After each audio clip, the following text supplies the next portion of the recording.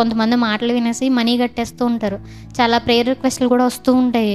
నేను ఇలా నమ్మి 5 లక్షలు కట్టేసానండి అని చెప్పేసి ఇలా మాట్లాడుతూ ఏడుస్తూ ఉంటారు. అయితే ప్రియులారా, వాళ్ళ దగ్గరికి గనుక ఇంకొకళ్ళు ఎవరైనా వచ్చి నువ్వు 5 లక్షలు కట్టమని నీకు జాబ్ వచ్చేస్తదంటే నోరు మూయి, గెట్ ఔట్ అంటారు. అవునా కదా?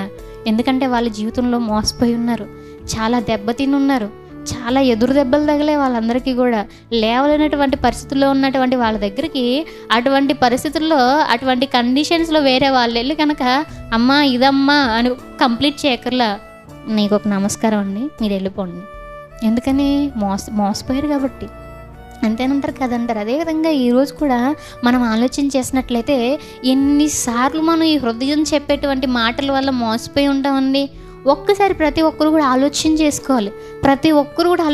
ఎన్నిసార్లు మోసపోయి ఉంటారు? చాలాసార్లు మోసపోయి ఉంటారు. అయినప్పటికీ మనం వింటున్నామనంటే దాన్ని ఏమనాలి చెప్పండి? అది మంచిది కాదు ప్రియులారా.